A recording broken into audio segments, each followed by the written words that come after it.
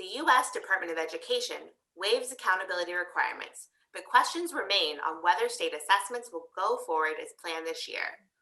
Plus, the FCC launches the biggest federal program ever to close the digital divide. The House advances President Biden's plan for COVID-19 relief, and Dr. Miguel Cardona is officially the new Secretary of Education.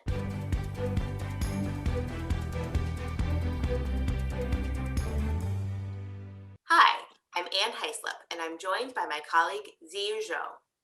Ziyu, what's happening with federal assessment and accountability requirements this year? Last week, the U.S. Department of Education sent new guidance to chief state school officers on assessments, reporting, and accountability for the 2020-21 school year. First, the department said it will waive all federal accountability requirements under ESSA for 1 year, going further than guidance issued by the Trump administration. This means states will not have to issue school ratings or identify schools for comprehensive or targeted support this summer and fall. As a condition of receiving a waiver, states will still be required to publish school report cards, including data from the 2020-21 school year on chronic absenteeism, graduation rates, student achievement, test participation rates, and more. States will also be required to continue supporting schools that were identified for comprehensive or targeted support before the pandemic. These waivers should sound familiar to viewers. That's because it is the second consecutive year states can suspend their accountability systems due to the pandemic. However, we know that even before COVID-19, states were not always using ESSA's accountability provisions to promote equity for historically underserved students. Our reporting, for example, found that many of the lowest performing schools were overlooked for support. Pausing accountability for another year further delays when additional students can benefit from these resources. States will receive a template to apply for accountability waivers, which the department has not yet released. The guidance also addressed ESSA's requirement for annual statewide assessments. The department waived this requirement last year, given unexpected, widespread school closures at the onset of the pandemic, and several states are now asking for another reprieve. The department's letter highlights flexibility states can use to modify their assessment systems this year, but stops short of inviting blanket waivers of ESSA's testing requirements. These flexibilities include extending the test window or even postponing administration to the fall, giving tests remotely, and shortening the test. Notably, the guidance says that students should not be brought back into school buildings, quote, for the sole purpose of taking a test. It is unclear, however, whether states would need a waiver to pursue some of these flexibilities, like postponing tests to the fall, or whether other flexibilities, like using local assessments instead of state tests, would also be permitted.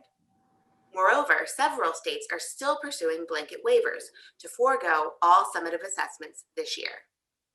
Given these unanswered questions and pending waiver requests, last week's letter is probably not the final word from the department on assessments. That's why we joined more than 40 organizations in calling on the department to maintain this critical civil rights requirement and not permit waivers that would allow states to substitute local assessments in place of statewide tests or to only assess a subset of students. Stay tuned to Federal Flash for further action and guidance, including the forthcoming waiver template.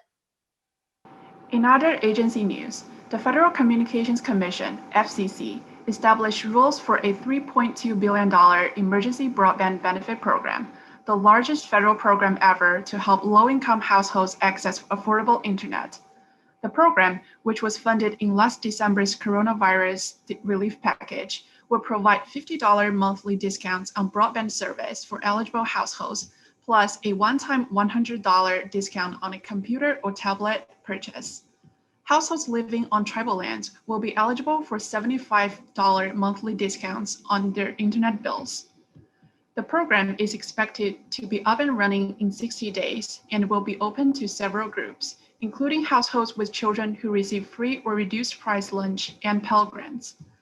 As the FCC acting chairwoman, Jessica Rosenworcel, explained, the new program will make a meaningful difference in people's lives, including, quote, those lingering outside the library with a laptop just to get a wireless signal for remote learning, end quote.